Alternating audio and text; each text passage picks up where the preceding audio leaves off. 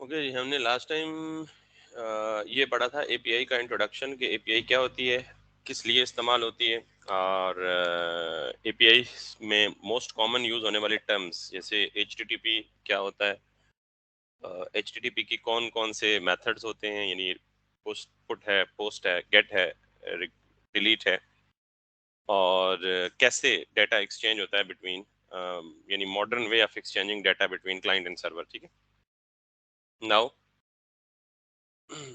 मुझे जो मैंने लास्ट टाइम डायग्राम बनाई थी, if I can show you up right here,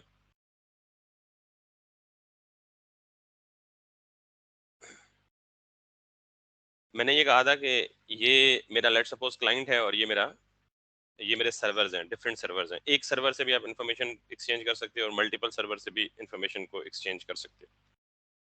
अब आखिरी पॉइंट एक जो आज प्रैक्टिकल एस्पेक्ट जिसका अभी होने जा रहा है वो ये कि मुझे इस सर्वर तक पहुंचने के लिए, यानी for example if I change the colour of this pen to blue,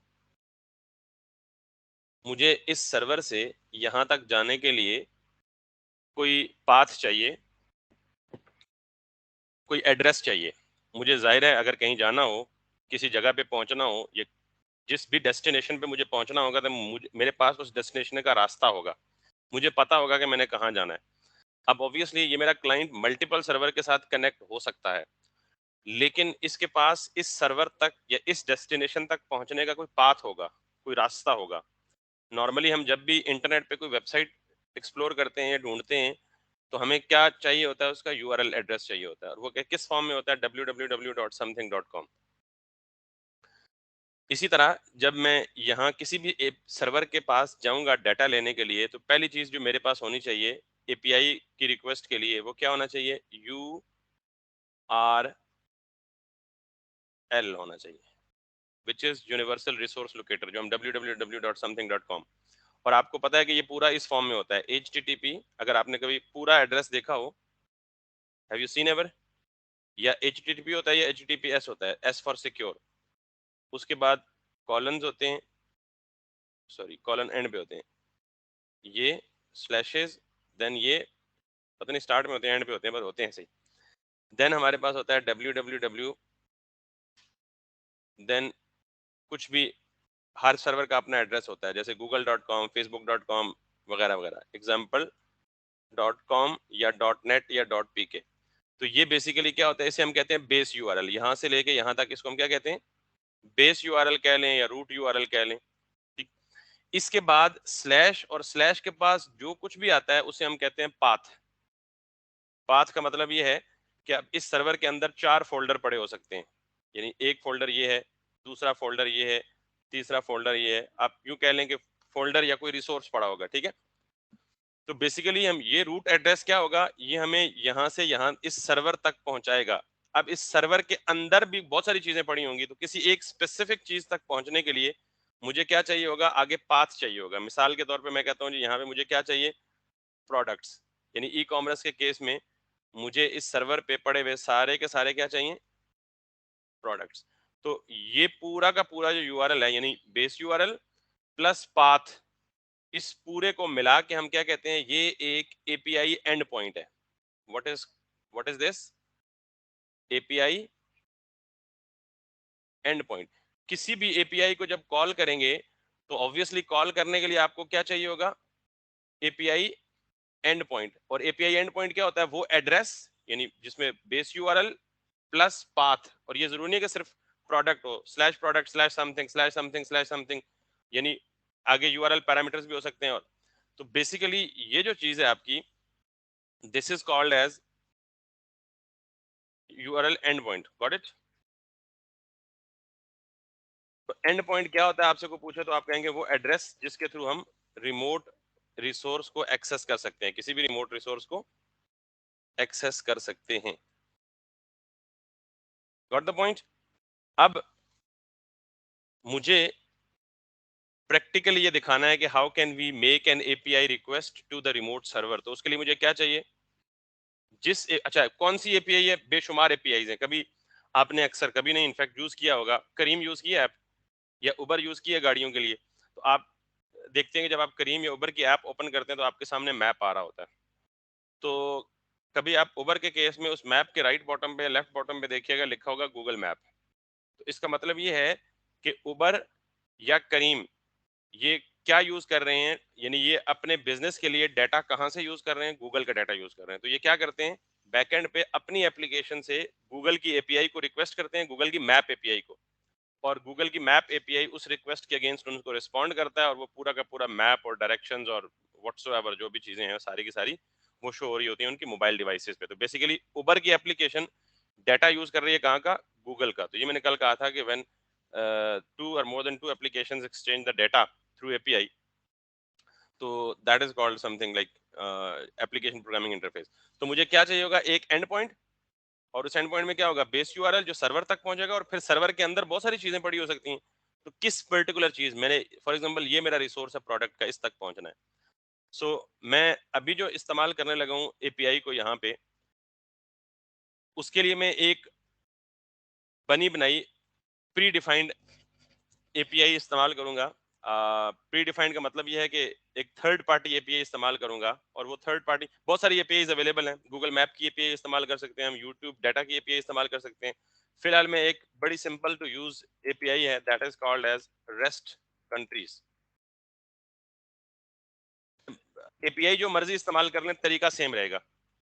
तो इसलिए मैं सिर्फ ये बताना चाह रहा हूँ कि एपीआई में डाटा किस शक्ल में ट्रांसफर होता है और कैसे आप उसको एपीआई को हिट कर सकते हैं। अच्छा, सारी चीजें आपको पता लग गई हैं, तो आखिरी चीज अब मैं जरा एक एक्सप्लेन कर दूं। हमने अभी तक जो डाटा का फॉर्मेट पढ़ा है ना, फॉर एग्जांपल मेरे पास, मैंने कहा जी प्रोडक्ट्स हैं सारे, जो हमारे पास डाटा बना हुआ पड़ा हुआ है। Let me take an example from this. ये हमारे पास एक डाटा है, ठीक है। अब ये एक ऑब्जेक्ट, सॉरी, ये एक अरे है, और उस अरे के अंदर क्या पड़े हुए हैं, मल्टीपल ऑब्जेक्ट्स पड़े हुए हैं। ऐसा भी मुमकिन है कि मिसाल के तौर पे एक प्रोडक्ट के मल्टीपल इमेजेस हो सकते हैं। किसी भी ई कॉमर्स वेबसाइट पे जाएं, हमारे इस केस में केएफसी में नहीं है, लेकिन किसी भी ई कॉमर्स की वेबसाइट पे जाएं, जब प्रोडक्ट की डिटेल पेज पे क्लिक करें तो एक प्रोडक्ट के मल्टीपल इमेजेस हो सकते हैं। मैं सिर्फ अभी क्या समझाना चाह रहा हूँ, एपीआई से पहले डाटा फॉर्मेट, कि हमें डाटा किस फॉर्मेट में हमारे पास अवेलेबल होता है जो डाटाबेस से आता है। Let me call it a Daraz और any e commerce website, got it. और let us take some this product. इस प्रोडक्ट की जब मैं डिस्क्रिप्शन पे जाता हूँ, तो एक प्रोडक्ट के मल्टीपल इमेजेस, गॉट इट। सो अगर ये हमने अपने डेटाबेस में इंप्लीमेंट करना होता, तो हमारे पास एक प्रोडक्ट के अगेंस्ट क्या है, एक ही इमेज पड़ा हुआ है। तो हम ये कहते हैं कि हमने अरे के अंदर ऑब्जेक्ट को तो नेस्ट कर लिया, अब नेस्टेड ऑब्जेक्ट भी हो सकता है, ऑब्जेक्ट के अंदर अरे भी हो सकती है। मिसाल के तौर पर मैं कहता हूँ कि ये जो मेरी इमेज है, इस इमेज के अगेंस्ट मेरे पास पूरी अरे आएगी। अरे क्या मतलब, कि मेरे पास मल्टीपल इमेजेस का पाथ आ सकता है। ये फर्स्ट इमेज है, ये सेकंड इमेज है, ये थर्ड इमेज है, and so on so fourth. तो अगर मेरे पास किसी एक प्रोडक्ट के अगेंस्ट मल्टीपल इमेजेस होते तो मैं उन्हें यूं स्टोर करता। अब ये इमेजेस के बजाय इमेज के बजाय क्या बन जाएगा, इमेजेस बन जाएगा। तो कहने का मतलब ये है कि आपके एक ऑब्जेक्ट के अंदर सिंपल की वैल्यू पे में वैल्यू हो सकती है, की के अगेंस्ट वैल्यू नंबर में भी हो सकती है, जैसे ये है, स्ट्रिंग भी हो सकती है जैसे ये है, और वैल्यू अरे भी हो सकती है जैसे ये है, और वैल्यू फिर आगे फर्दर एक ऑब्जेक्ट भी हो सकता है। मिसाल के तौर पे अगर मैं यहाँ पे कहूँ कि लेट सपोज ये प्राइस है, तो इस प्राइस के अंदर मैं कहता हूँ जी कि एक फर्दर ऑब्जेक्ट है, तो इसको कहता हूँ जी कि मैं एक्चुअल प्राइस, इसकी ये है, और discounted price, discount price that is gonna be like 200 है। तो खैर, अब ये एप्लीकेबल है या नहीं है, दैट इज अनदर थिंग, लेकिन मैं सिर्फ ये बताना चाह रहा हूँ कि जब हमारे पास डेटा आता है, तो डेटा अरे ऑफ ऑब्जेक्ट भी हो सकता है। अब उस ऑब्जेक्ट के अंदर नेस्टेड ऑब्जेक्ट भी हो सकता है, यानी की प्राइस है और वैल्यू जो है ये क्या है, एक नेस्टेड ऑब्जेक्ट है, गॉट इट। इवन ये भी हो सकता है कि इसके अंदर आगे फिर एक ऑब्जेक्ट नेस्टेड हो। जितने मर्जी डीप लेवल ऑफ नेस्टिंग करते जाएं, वो हमारे पास पॉसिबिलिटी है। ये बात क्लियर हो गई है। अब ये जो ऑब्जेक्ट है, दिस इज, ये बड़ा इंपॉर्टेंट पॉइंट है, this is called JavaScript object. ये ऑब्जेक्ट क्या है? JavaScript object. हमारे पास एपीआई में जो डाटा एक्सचेंज होता है वो इस फॉर्मेट में होता है, Jason. Now what is Jason? Jason stands for JavaScript object notation.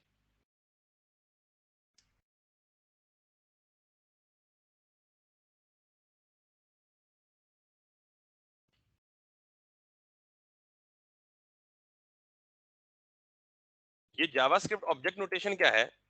Simple object में, यानी सिंपल जावास्क्रिप्ट के ऑब्जेक्ट में और जेसन के ऑब्जेक्ट में ये फर्क होता है कि जावास्क्रिप्ट के ऑब्जेक्ट में कीज कोट्स में नहीं होती, सिर्फ वैल्यूज यानी स्ट्रिंग्स हो तो वो डबल कोट्स में होती हैं। जेसन का ऑब्जेक्ट ये तब बनेगा जब मैं अगर इसको सिंपली ये कर दूं, तो ये अगर ये कीज और वैल्यूज दोनों कोट्स में होंगी तो ये क्या कहलाएगा? जावास्क्रिप्ट का ऑब्जेक्ट नहीं, बल्कि क्या कहलाएगा? जेसन का ऑब्जेक्ट। बाकी कोई फर्क नहीं। नहीं, हाँ हाँ, की और प्रॉपर्टी दोनों। इनफैक्ट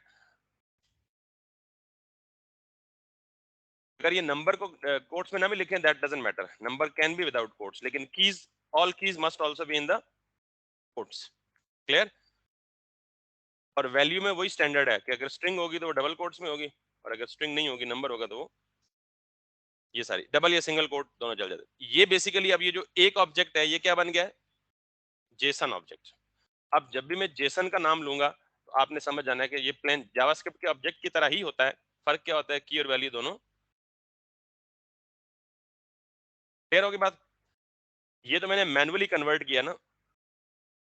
अब मैं सपोज करता हूं कि मैं इस ऑब्जेक्ट में, ये ऑब्जेक्ट के प्लेन जावास्क्रिप्ट का ऑब्जेक्ट है, ठीक है? तो इंटरनेट पे टूल्स अवेलेबल हैं जो क्या करते हैं, जावास्क्रिप्ट ऑब्जेक्ट को जेएस ऑब्जेक्ट टू जेसन, ये कन्वर्टर्स अवेलेबल हैं जो आपको खुद ब खुद ये काम करके देंगे। Got it? So now when you,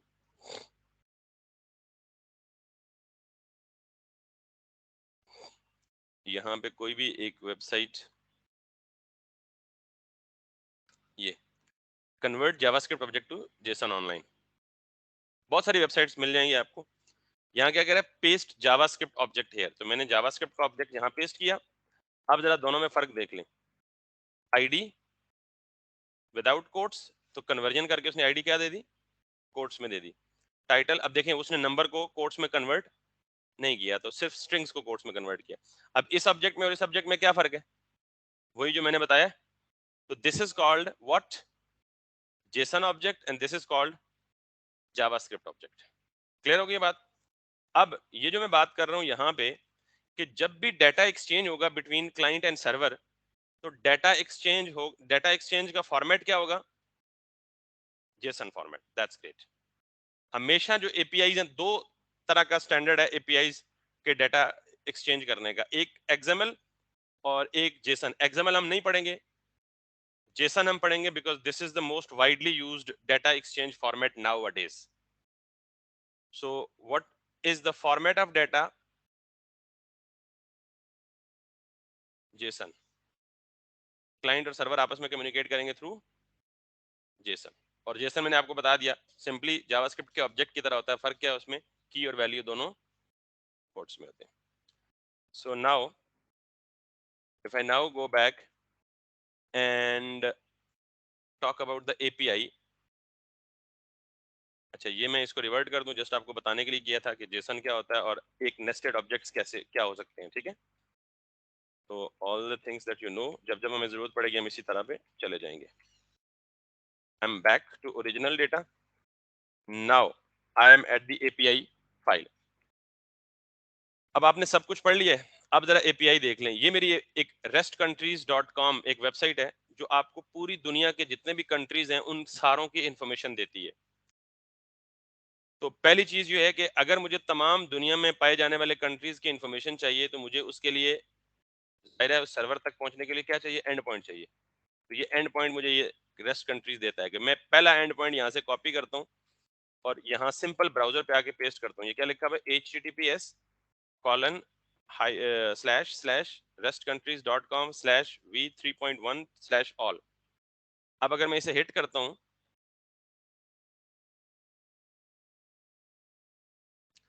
तो मुझे सर्वर ने क्या दिया, रिस्पॉन्स दे दिया.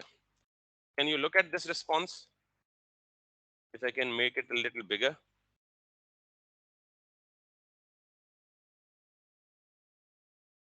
सो अब मुझे आप बताएंगे कि ये रिस्पॉन्स किस फॉर्मेट में, किस फॉर्मेट में, जेसन फॉर्मेट में. और ये क्या है, बेसिकली एक अरे. अगर मैं इसको कोलैप्स कर दूं,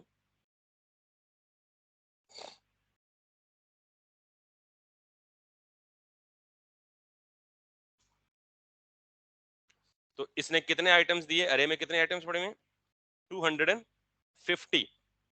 और अरे के अंदर क्या पड़ा हुआ है, let me expand it, objects. Her object किसकी इंफॉर्मेशन कंटेन कर रहा है, एक कंट्री की. लेट सपोज ये अगर है ना, तो ये जर्मनी है पहले नंबर पे, राइट. अगर आप यहां से दूसरे ऑब्जेक्ट पे जाएं, ये पहला ऑब्जेक्ट यहां आगे खत्म होता है, आई मीन इतना बड़ा ऑब्जेक्ट है ये. दूसरा क्या स्टार्ट होता है, मोरक्को.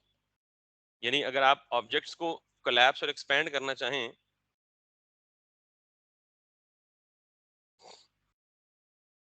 नेस्टेड ऑब्जेक्ट्स हैं. मैं आपको प्रॉपर फॉर्मेट बताता हूँ. ये देखें, अरे का पहला ऑब्जेक्ट, मैं इसको कोलैप्स कर दूं, तो एक ऑब्जेक्ट में कितने आइटम्स हैं, 35. यानी एक कंट्री की सारी इंफॉर्मेशन पड़ी हुई है. अब इसके अंदर में जाऊं अगर, ये बेसिकली अरे का डायरेक्ट ऑब्जेक्ट है. इस ऑब्जेक्ट की पहली प्रॉपर्टी क्या है, नेम. तो नेम के आगे फिर क्या, एक ऑब्जेक्ट है. उस नेम के ऑब्जेक्ट के अंदर कॉमन, यानी common name Germany, official name ये, नेटिव नेम ये. अब नेटिव नेम के आगे फिर एक ऑब्जेक्ट है. उसके अंदर फिर डी यू, ये कोई उसकी उसकी जुबान में लिखा हुआ, जर्मन जुबान में लिखा हुआ, फिर एक ऑब्जेक्ट है, उसकी वैल्यू में ऑब्जेक्ट. फिर वापस आ जाए टॉप पे, नेम के साथ टीएलडी दूसरा. उसके आगे इस ऑब्जेक्ट की के आगे क्या है, प्रॉपर्टी. और प्रॉपर्टी किस फॉर्म में, अरे की फॉर्म में. This is what I have been telling you, कि की वैल्यू, की में हर की के अगेंस्ट एक वैल्यू में नंबर भी हो सकता है, स्ट्रिंग भी हो सकता है, ऑब्जेक्ट भी हो सकता है, और उसके आगे डीप डाउन नेस्टेड ऑब्जेक्ट भी हो सकते हैं. एंड देन आपके अरे भी हो सकती है. And then so many other things can be there as well. तो मेरे पास ये जो एंड पॉइंट है, मैंने कहा था कि हमें किसी भी सर्वर तक पहुंचने के लिए क्या चाहिए, एक एंड पॉइंट चाहिए. तो मिल गया एंड पॉइंट. इस एंड पॉइंट को हिट करेंगे तो आपको क्या मिलेगा, पूरे के पूरे दुनिया में 250 कंट्रीज उनका डेटा. अब आपको पूरे कंट्रीज नहीं चाहिए, कोई एक स्पेसिफिक कंट्री चाहिए, तो आप ऑल के बजाय हट के ये वाला एंड पॉइंट यूज कर लें. उसमें क्या कह रहा है, /3.1 स्लैश नेम, और आगे करली ब्रैकेट में जहां लिखा है उसका मतलब यहां अपने कंट्री का नाम लिख दें, जो भी आपको चॉइस, जो भी आपको दिल करता है. So if I copy this and point, ये वो रिसोर्सेज हैं जिनके बारे में मैंने डायग्राम में बताया था कि एक सर्वर पे एक से ज्यादा रिसोर्सेज हो सकते हैं. यानी इसको हिट करेंगे तो ये क्या देगा, ऑल कंट्री. इसको हिट करेंगे तो क्या करेगा, सिंगल कंट्री, और वगैरह वगैरह वगैरह. अभी let's have a look at that. अब मैंने यहाँ पे ये लिया और इस आखिरी नेम की जगह क्या लिख दिया, तो ये कंट्री का नाम लिख दिया. पूरी दुनिया में पाकिस्तान मैंने लिख दिया. So if I now hit, अब इसने मुझे कितने कंट्रीज दिए, सिर्फ एक आइटम. उसमें क्या पड़ा हुआ है, नेम. यानी पाकिस्तान का कॉमन नेम क्या है, पाकिस्तान. ऑफिशियल नेम क्या है, Islamic Republic of Pakistan. Native name क्या है इंग्लिश में, official Islamic Republic of Pakistan, common Pakistan. Urdu में ऑफिशियल नेम इस्लामी जमहूरिया पाकिस्तान और कॉमन नेम पाकिस्तान. देन आगे टीएलडी, यानी पाकिस्तान की डोमेन क्या है, .pk होती है. देन उसके सीसीए, पता नहीं ये क्या है, जो भी है, अल्लाह खैर सल्ला. जो हमें चाहिए वो स्टेटस, ऑफिशियली असाइंड, वगैरह वगैरह वगैरह वगैरह वगैरह. कहाँ वाक़या है, कौन कौन सी लैंग्वेजेस बोली जाती हैं, क्या क्या किन किन नामों के साथ पुकारा जाता है, पाकिस्तान का इटली में क्या नाम बनता है, जापानीज में नाम क्या बनता है, कोरियन जुबान में क्या नाम बनता है, नीदरलैंड की जुबान में क्या नाम बनता है. And I mean huge information. Latitude longitude क्या है पाकिस्तान का,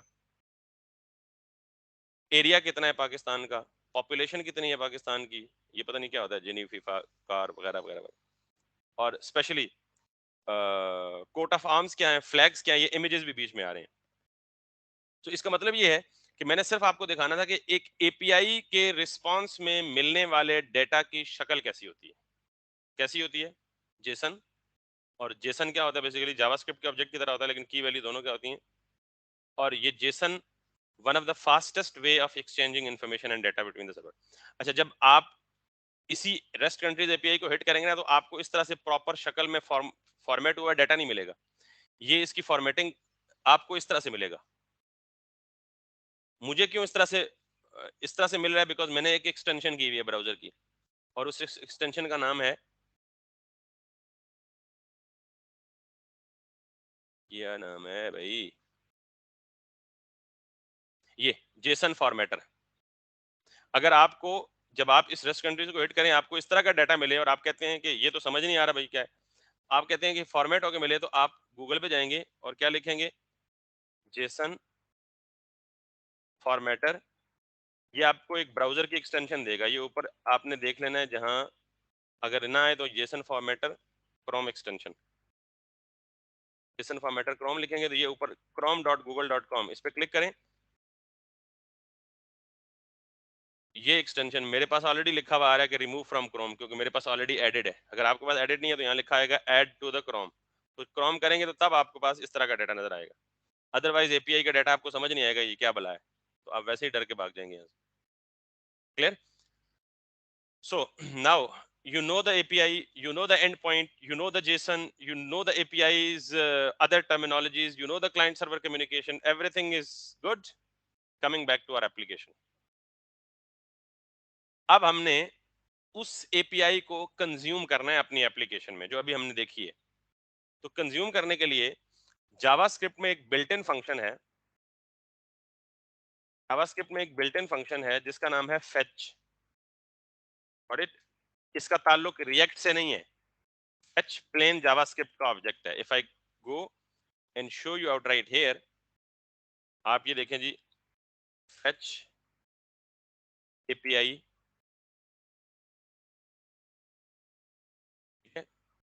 तो बेसिकली ये आपको बता रहा है जी, को आसान सी सादा सी डिस्क्रिप्शन हमें मिले तो, fetch provides a generic definition of request and response object and other things involved। ये तो मुश्किल डेफिनेशन है यार, वो आसान सी ढूंढते हैं।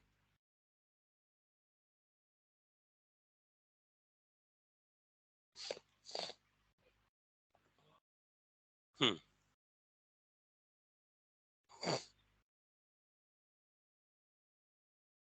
that's a good, fetch allows you to make a network request।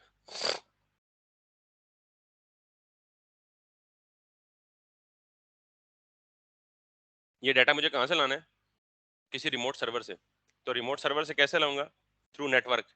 तो मुझे कोई भी नेटवर्क रिक्वेस्ट करनी है अपनी एप्लीकेशन से, तो उसके लिए मुझे क्या इस्तेमाल करना है, फेच। फेच एक बिल्ट इन फंक्शन है। किस लिए इस्तेमाल होता है, fetch is used to make a network request.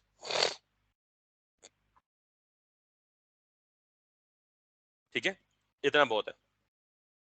अब आप इधर आए अपनी एप्लीकेशन में, यहाँ लिखा है ना फेच, इसमें एक आर्गुमेंट मिलता है, और वो आर्गुमेंट आप क्या देते हैं, जिस सर्वर से आपने डेटा लाना है, मिसाल के तौर पे ये ऑल, ये एपीआई एंड पॉइंट यहाँ से उठाएं और यहाँ पेस्ट कर दें। क्लियर हो गया? अब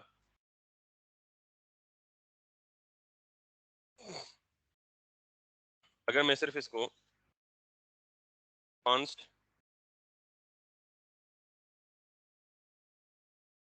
एक वेरिएबल में सेव करूं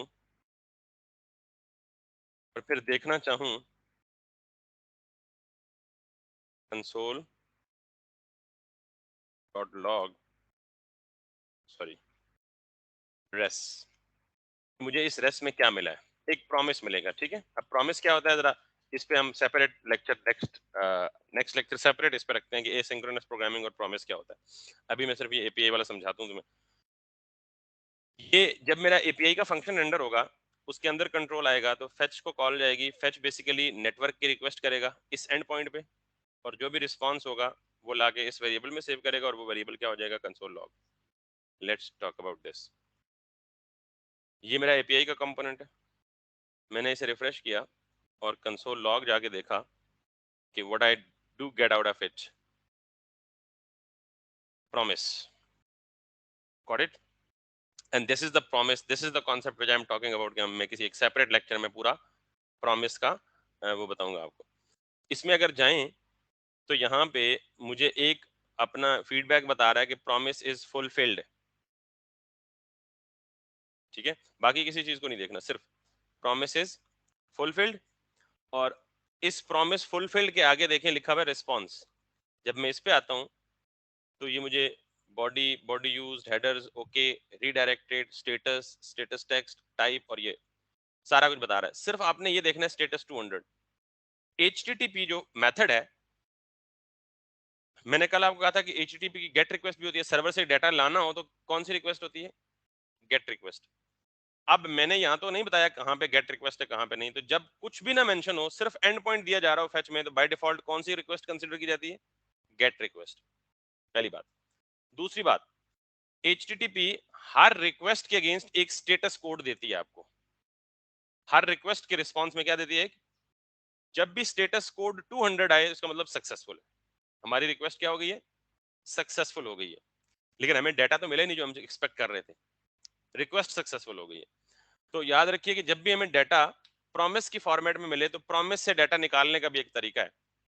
वो जब मैं प्रॉमिस पढ़ाऊंगा तो आपको डिटेल से समझ आएगी, फिलहाल मैं जस्ट इसको यूज कर लेता हूँ। डॉट देन, देन का मतलब ये समझें कि जब ये रिक्वेस्ट पूरी हो जाए तो फिर क्या करो? देन करो। ये देन एक कॉल बैक फंक्शन लेता है। इस कॉल बैक फंक्शन में जो भी रिस्पॉन्स इसने, अब मैं इसको यहां से हटा देता हूँ, ये रिस्पॉन्स, तो भी ये रिस्पॉन्स लेके आएगा, तो डॉट देन के कॉल बैक फंक्शन में अवेलेबल कर देगा, जस्ट लाइक मैप। मैं इसको कहता हूं जी रेस डॉट जेसन। जो भी रिस्पॉन्स आए उसको जेसन में पार्स कर दो। जेसन में पार्सिंग का मतलब जेसन का ऑब्जेक्ट बना दो उसको। Got it? उसके बाद फिर क्या करो? डॉट, फिर देन करो। जब ये काम भी हो जाए तो ये भी एक कॉल बैक फंक्शन लेगा, और उस कॉल बैक फंक्शन में जो रिस्पॉन्स से डेटा आएगा वो दे देगा हमें, और मैं उसको कंसोल कर देता हूँ डॉट लॉग। ये जो आखिरी काम किए ना दो, मैं हटा देता हूँ। इनके बारे में परेशान होने की जरूरत नहीं है, बिकॉज हम जब प्रॉमिस पढ़ेंगे तो आपको समझ आ जाएगा। फिलहाल जस्ट मैं आपको ये बता रहा हूँ कि एपीआई का रिस्पॉन्स हम कैसे ला के अपनी एप्लीकेशन में कंज्यूम करते हैं। मैंने कहा फेच, एक नेटवर्क की रिक्वेस्ट भेजो इस एड्रेस पे। जब ये नेटवर्क की रिक्वेस्ट सक्सेसफुल हो जाए, डॉट देन, फिर सक्सेसफुल होने के बाद जो भी रिस्पॉन्स लाएगी ये, वो इस कॉल बैक फंक्शन में खुद ही अवेलेबल कर देगी। मैंने उस रिस्पॉन्स को पकड़ के उस पर एक फंक्शन लगा लिया जेसन के, आप उस डाटा को जेसन में पार्स कर दो, और फिर ये कहा कि जब ये काम भी हो जाए, डॉट देन, फिर जो कन्वर्टेड डाटा है उसको इस कॉल बैक फंक्शन में अवेलेबल कर दो, दे दो। यहाँ वेरिएबल नेम कुछ भी हो सकते हैं, डाटा और रिस्पॉन्स में आप अपनी मर्जी के वेरिएबल नेम दें, जरूरी है डाटा ही दें। और फिर डाटा अगर मिल जाए तो उसको क्या कर दो? कंसोल लॉग कर दो। क्लियर? अब अगर मैं जाऊं और मैं देखूं कि क्या मेरी ये रिक्वेस्ट सक्सेसफुल है या नहीं है। अच्छा, नेटवर्क में एरर भी तो आ सकता है, प्रॉब्लम भी तो हो सकता है ना। तो इससे आगे मैं फिर करता हूं डॉट एच। अगर किसी भी जगह पे डॉट देन इसके अंदर या इसके अंदर या इधर एरर आएगा तो कुछ भी नहीं चलेगा, खुद ब खुद क्या चल जाएगा? डायरेक्ट कैच चलेगा। और कैच चलेगा तो ये, जैसे ऊपर डेटा कॉल बैक फंक्शन में अवेलेबल करता है ना, तो कैच क्या करेगा? जो भी एरर आएगा उसको कॉल बैक फंक्शन में अवेलेबल कर देगा। तो मैं उसको भी लॉक कर देता हूँ। इससे क्या होगा?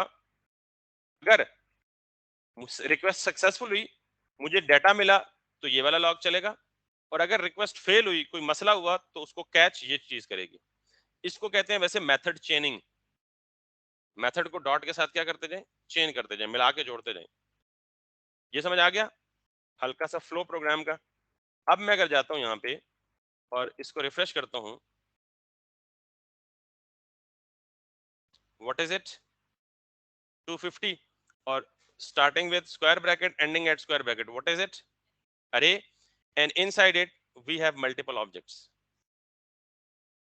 make sense? अगर मैं इसको एक्सपेंड करूं तो ये जरा अच्छे फॉर्मेट में दिखा रहा है कि 0 से 91 फिर 100।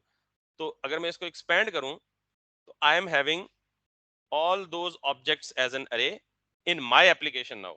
इसका मतलब मैं रिमोट सर्वर से एपीआई के थ्रू डाटा लेके अपनी एप्लीकेशन में पहुंच चुका हूं। यहां तक कोई मसाइल? कोई मसला नहीं है।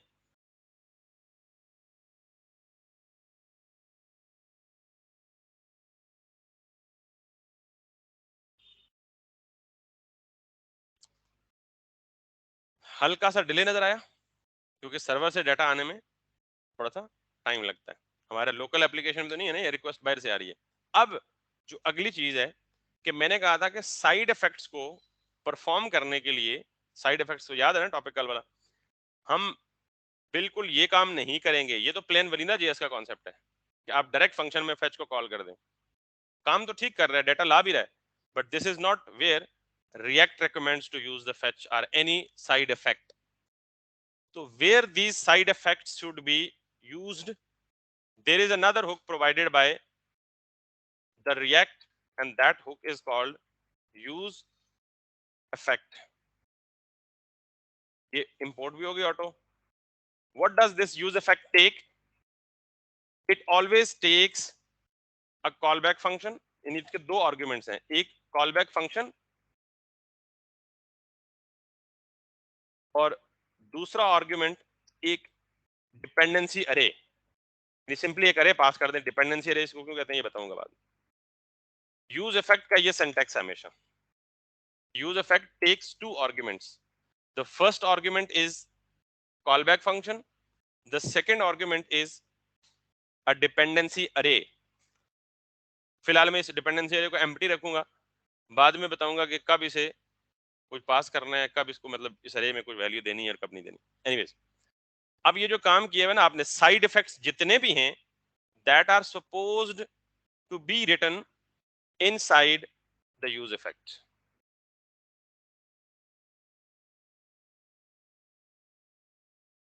करें और इसको यहां पे पेस्ट करें। That is it. Make sense? अब यूज इफेक्ट के बारे में एक इंपॉर्टेंट बात, यूज इफेक्ट कब चलता है? यूज इफेक्ट फंक्शन जब भी ये कंपोनेंट रेंडर होगा एपीआई वाला, यूज इफेक्ट का फंक्शन ऑटोमेटिकली ट्रिगर होगा, हमें कॉल करने की जरूरत। इसको कहते हैं माउंट होना। देखिएगा ये कंपोनेंट माउंट कब होता है? जब मैं इस पे क्लिक करूंगा तो ये कंपोनेंट माउंट होगा। क्लियर? माउंट होने का मतलब जब ये आई मीन यूआई पे डिस्प्ले होता है, यूं समझ लें। जब मैं वापस इस कंपोनेंट से हटता हूं तो वो कंपोनेंट क्या हो गया? अनमाउंट हो गया, नया कंपोनेंट माउंट हो गया। क्लियर? तो यूज इफेक्ट कब चलता है? जब भी कंपोनेंट रेंडर होता है या माउंट होता है। रेंडर का मतलब भी सामने आके डिस्प्ले होना, या री रेंडर होता है। आई रिपीट, यूज इफेक्ट कब चलता है? जब भी कंपोनेंट जिसमें यूज इफेक्ट यूज हुआ हो, जब भी वो कंपोनेंट रेंडर या री रेंडर होगा तो यूज इफेक्ट ऑटोमेटिकली चलेगा। क्लियर? अब मैं यहां आता हूं, कंसोल इज एम्प्टी, मैंने एपीआई का कंपोनेंट रेंडर किया, हल्का सा टाइम लिया उसने क्योंकि नेटवर्क से रिक्वेस्ट वापस होके आ रही है। ये बात क्लियर हो गई है? अच्छा ये क्लियर हो गई तो एक और बात सुनिएगा, जितनी भी नेटवर्क की रिक्वेस्ट हैं वो हमें यहाँ मिलती हैं। नेटवर्क पे, नेटवर्क पे जितनी रिक्वेस्ट जा रही होती हैं वो हमें यहाँ मिलती हैं। ठीक, यानी ये अगर मैं इसको खाली कर दूं और अब इस पेज को रिफ्रेश करूं तो देखिएगा ये पहली रिक्वेस्ट कौन सी गई है। इसको क्लिक करें और बल्कि मेरी रिक्वेस्ट ये है ऑल। मुझे कैसे पता चला ऑल है? क्योंकि यही एंड पॉइंट मैंने दिया था ना। इसने क्या दिया है? 200। ये क्या स्टेटस कोड है? इसका मतलब क्या होता है? ओके। अच्छा, रिस्पॉन्स क्या आया? ये तो क्या है? Request headers. रिस्पॉन्स क्या आया? उसने वो सारा का सारा डाटा दे दिया। टाइमिंग, कितना टाइम लगा उसको? 809.21 मिली सेकेंड्स। यानी ओवरऑल सारों को मिला के यहाँ से रिक्वेस्ट शुरू हुई, यहाँ पे एंड हुई 1.65 सेकंड। तो नेटवर्क की रिक्वेस्ट को यहाँ से देख सकते हैं ना, भी देखें तो अभी इसकी जरूरत नहीं पड़ेगी आपको, आप यहाँ डायरेक्ट रिस्पॉन्स दे दें। अब ये रिस्पॉन्स आ रहा है कंसोल में, मुझे इसको डिस्प्ले करना है ब्राउजर के ऊपर। So how to make it that? आपको पता है कि रिएक्ट में जब भी हम डाटा हैंडलिंग करते हैं तो हम क्या यूज करते हैं? Use state. डाटा को हैंडल करना होता है लोकली तो क्या यूज करते हैं? तो अब मैं ये चाहता हूं कि मैं यहाँ पे एक अपनी डिफाइन कर लूं क्या, COUNTRIES, कंट्रीज का डाटा है ना, set COUNTRIES, set countries equals to use state. अब डाटा किस फॉर्मेट में एक्सपेक्ट कर रहा हूं मैं, है क्या ऑब्जेक्ट है, अरे है, क्या है, अरे है। तो ये जो मैंने अपनी स्टेट डिक्लेयर की है इनिशियली, इसको क्या रखूंगा, एम्प्टी अरे, ठीक। और जब ये डाटा वापस आएगा तो कंसोल लॉग करने के बजाय मैं इसे क्या करूंगा, डाटा वापस इधर आ रहा है ना, तो अब कंसोल के बजाय मैंने क्या कर दिया, सेट कंट्रीज, और सेट कंट्रीज के अंदर क्या कर दिया, डाटा। ये क्या लेके आएगा, अरे अभी हमने देख लिया कंसोल से, तो ये जाके हमारे कंट्रीज की एग्जिस्टिंग एम्प्टी अरे को रिप्लेस करके पूरी की पूरी जो अरे आएगी कंट्रीज की वो इसमें डाल देगा, कंट्रीज में। Make sense. इनिशियल एम्प्टी रखनी है ना, क्योंकि इनिशियली वी आर नॉट, हमारे अपने सिस्टम में, हमारी एप्लीकेशन में तो डाटा है ही नहीं। हमने जगह बनानी है कि मेहमान आ रहे हैं और हमने मेहमानों के लिए बैठक में जगह बना दी कि जब वो आएंगे तो यहाँ बैठेंगे। क्लियर। ये यूं समझे कि हमने इनिशियली एक अरे रखी और वो एम्प्टी है, इसका मतलब हमने तैयारी कर दी, जगह बना दी कि जब हमारी एपीआई कॉल डाटा रिस्पांस लेके आएगी वो कहाँ रखेगी। तो जब वो रिस्पांस लेके आई तो हमने सेट कंट्रीज करके डाटा उसमें सेट कर दिया, और इस कंट्रीज के वेरिएबल में पूरी की पूरी डाटा की अरे आ जाएगी। क्लियर। अब हमने इसको, जैसे हम स्टेट को JSX में डिस्प्ले करते हैं, तो मैं इसको यहाँ डिस्प्ले कर सकता हूँ, यहाँ ऐसे करके कंट्रीज डॉट मैप अरे पे लग सकता है ना। और इस मैप में मुझे हर दफा क्या मिलेगा, एक कॉल बैक फंक्शन में एक कंट्री वो उठा के, इस वेरिएबल को कुछ भी नाम दे सकते हैं, एक कंट्री उठा के देगा, ठीक। मैंने इसके अंदर जाके curly brackets the as a response, और मैंने आपको कहा था कि अगर आप करली ब्रैकेट यूज करेंगे तो फिर आपको रिटर्न मैनुअली इस्तेमाल करना पड़ेगा। क्लास नहीं लेनी, ठीक। रिटर्न, और यहाँ पे कुछ भी आप लगा लें, मतलब पूरा का पूरा बना लें JSX। मैं इसको कह देता हूँ जी, फॉर एग्जांपल ये है मेरी एक डिव,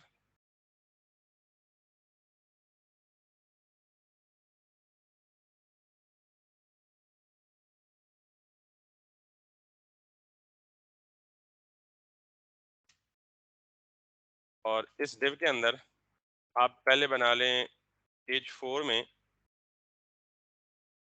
अब इस कंट्री में क्या पड़ा होगा, एक ऑब्जेक्ट, क्योंकि मैप चल रहा है ना, मैप हर दफा इस कंट्री के अरे से एक ऑब्जेक्ट निकालेगा और कंट्री के अरे में रखेगा। मैंने कहा कंट्री डॉट नेम, मैं चलाऊंगा तो मेरे पास क्या आएगा, तमाम कंट्रीज के सिर्फ नेम्स, ठीक है। वो कह रहा है use state is not defined, तो इसका मतलब मुझे यूज स्टेट यहाँ यूज की है तो मुझे इसे ऊपर इंपोर्ट भी करना पड़ेगा, यूज स्टेट।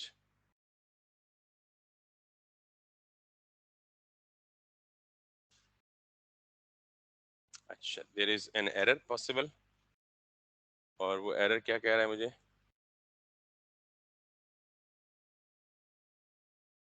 अच्छा पहले मुझे ये बताएं कि हम यहाँ जाते हैं और अपने डेटा को चेक करते हैं। मुझे ये ऑब्जेक्ट देगा, इस ऑब्जेक्ट के अंदर डॉट नेम के अंदर मुझे फिर डॉट करके कॉमन देना पड़ेगा, क्योंकि जब मैं, ये पूरे ऑब्जेक्ट का नाम है कंट्री, तो इस ऑब्जेक्ट के डॉट नेम में करूंगा तो नेम में तो फिर आगे ऑब्जेक्ट पड़ा हुआ है, तो डॉट नेम डॉट कॉमन या ऑफिशियल जो भी है, तो मैं क्या करता हूँ, डॉट नेम डॉट कॉमन, ठीक। I now go back and click on that, Germany, Morocco, Belgium, all the way, ये मेरे पास सिर्फ क्या आ गए, कंट्री के नेम्स आ गए। अब मैं और क्या डाटा प्रेजेंट रिप्रेजेंट कर सकता हूँ, कंट्री का नेम के बाद मैं कर सकता हूँ जी, इधर आता हूँ और मैं यहाँ से उठा लेता हूँ इसका कंट्री का एरिया उठा लेता हूँ, ठीक है। सो अगेन ये कहाँ पे अवेलेबल होगा, कंट्री डॉट एरिया, ये यहाँ इन ब्रैकेटों से मैच कर लिया करें, ये आ गया जी, ये आ गया, ये आ गया, ये आ गया, तो इसका मतलब एरिया इधर है। किस की के अंदर है एरिया? डॉट नेम का ऑब्जेक्ट यहाँ से स्टार्ट होता है, यहाँ पे खत्म हो जाता है। TLD डायरेक्ट चेक कर लेते हैं, एंड देन मैं इसको सेकंड कहता हूँ जी, it's gonna be a P country dot area पे come back, this is an area. यानी मैं यहाँ पे मैनुअली लिख लेता हूँ कि name that is going to be this, area that is going to be this. अब और क्या चाहता हूँ मैं इससे, कैपिटल भी देख सकते हैं आप, ये भी लिख सकते हैं। मुझे फ्लैग चाहिए इसका, ताकि इमेज भी दिखा सकूँ कि जब API के रिस्पॉन्स में इमेज आता है। ये है फ्लैग और ये है मैप्स, और फ्लैग का इमेज कहाँ पे है, ये है फ्लैग्स डॉट फ्लैग्स। फिर PNG में चाहिए, SVG में चाहिए, तो मुझे क्या है, dot flags dot PNG। Clear?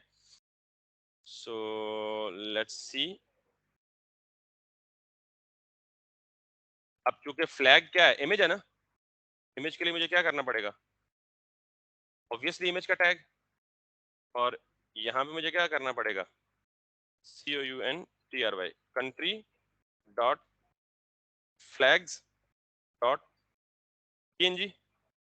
और ये ऑब्वियसली किस में आएगा, इमेज, तो इमेज P के अंदर तो नहीं होना चाहिए। Now if everything is correct, great. So I'm having name Germany, area this, flag this, name Morocco, area this.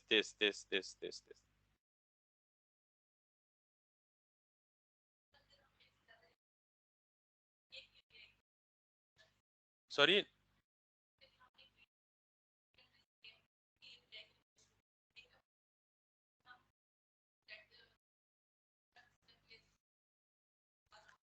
एक साथ 6 भी कर सकते हैं। ये मैंने जो डायग्राम बनाई है ना, दैट इज कॉम्प्रिहेंसिव, कि आप 6 7 8 9 10 APIs को कॉल करके करें। और हम जब API कंज्यूम करेंगे ना, तो हम बैकएंड API खुद बनाएंगे अपनी। अभी हम फ्रंट एंड पढ़ रहे हैं रिएक्ट, तो अभी हम क्या कर रहे हैं, सिर्फ API बनी बनाई API को कंज्यूम करना सीख रहे हैं। अब जब बैकएंड पार्ट स्टार्ट होगा, तो हम क्या करेंगे, ये अपनी API खुद बनाएंगे, और उसमें हमारी, यानी ये जो रिस्पॉन्स हम अभी किसी का बना बनाया ले रहे हैं ना, ये रिस्पॉन्स अपना बैकएंड लेके हम खुद बनाएंगे अपनी चॉइस का। उसमें वही प्रोडक्ट्स होंगे, हमारे अपने प्रोडक्ट के इमेजेस होंगे, हमारे अपने प्रोडक्ट की प्राइसेस होंगी, सारा कुछ खुद ही होगा। एंड उसको फिर हम फ्रंट एंड पे इसी तरह रिफ्लेक्ट करेंगे। And in fact you can go ahead and take anything out of this data, whatever. मतलब नॉर्मली ये होता है कि API में मौजूद सारा डाटा नहीं चाहिए होता, जितना आपको चाहिए उतना डिस्प्ले कर दें, जो नहीं चाहिए उसको इग्नोर कर दें, स्किप कर दें फॉर द टाइम बीइंग।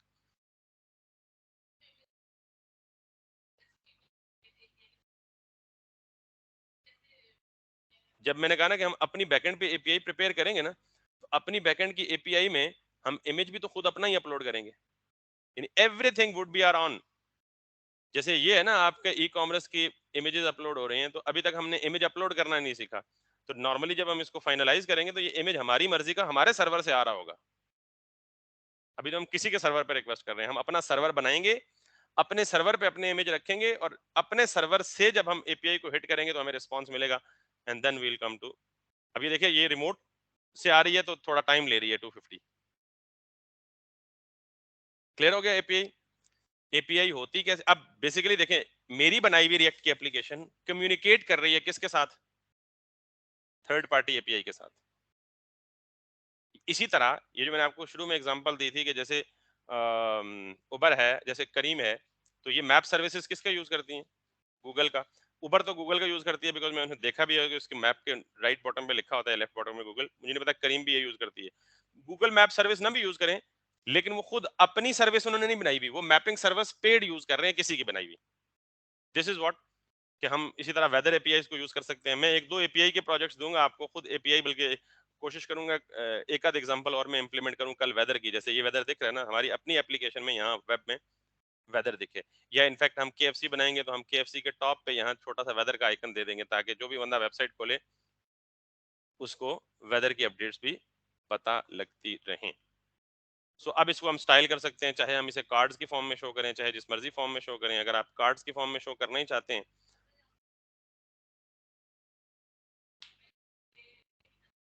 अच्छा, ये भी एपीआईज की टाइप्स हैं। कुछ एपीआईज होती हैं ओपन सोर्स, फ्रीली अवेलेबल होती हैं। कुछ एपीआईज होती हैं जो कि पेड होती हैं। अब गूगल एपीआईज पेड है, यानी गूगल एपीआई मेरे ख्याल में एक खास हद तक अगर पर डे 100 रिक्वेस्ट जाए ना गूगल के सर्वर को, तो वो फ्री होता है प्रैक्टिस के लिए। 100 या 1000, आई डोंट नो इसकी थ्रेशोल्ड क्या है। उससे ऊपर अगर आप रिक्वेस्ट करेंगे तो गूगल का तो बिजनेस मॉडल यही है, वरना उसका क्या दिमाग खराब है कि वो इतनी इन्वेस्टमेंट करके इतना हैवी इंफ्रास्ट्रक्चर खड़ा करके मुफ्त दे रहा है लोगों को। तो बेसिकली वो अर्निंग करते हैं। अब आप हिसाब लगा लें, पूरी दुनिया में उबर चल रही है, तो पर डे कितनी मैप की रिक्वेस्ट जा रही होंगी गूगल को? करोड़ों मैप की रिक्वेस्ट। तो हर रिक्वेस्ट का अगर ये $0.01 भी चार्ज करें पर रिक्वेस्ट का, तो हजारों डॉलर या लाखों डॉलर तो खाली मैप की सर्विस से गूगल कमा रहा है। तो हम गूगल को सिर्फ अपना पंगे लेने के लिए इस्तेमाल करते हैं कि गूगल पे सर्च किया, सब कुछ अपनी मर्जी की चीज आ गई, लेकिन बिहाइंड द सीन वो किस तरह बिजनेस कर रहे हैं, दैट इज इवन। तो बहरहाल that's the thing, that's pretty much exactly. आप एग्जैक्टली अपना सर्वर मेंटेन करें, अपनी कोई एपीआई बनाएं।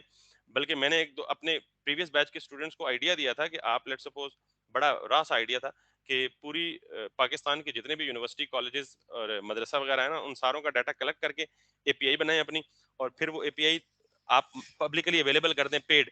यानी पूरी पाकिस्तान में क्या, पूरे दुनिया में अगर किसी को, या पाकिस्तानी गवर्नमेंट में अगर किसी को स्कूल कॉलेजेस यूनिवर्सिटी का डाटा स्टैटिस्टिक्स के लिए या इनफैक्ट किसी भी पर्पस के लिए चाहिए, तो आपकी एपीआई को एक रिक्वेस्ट भेजे, आप उसको रिस्पॉन्स सेंड करें और आप हर रिक्वेस्ट के अगेंस्ट जो है वो उसे पे करें। एक स्टूडेंट है मेरा जिसने ऑलरेडी ये प्रोजेक्ट बनाया हुआ भी है, ट्रैवल एंड टूर के नाम से। उसने यही एपीआई सारी इंटीग्रेट करके वो उसे as a business model launch करेगा।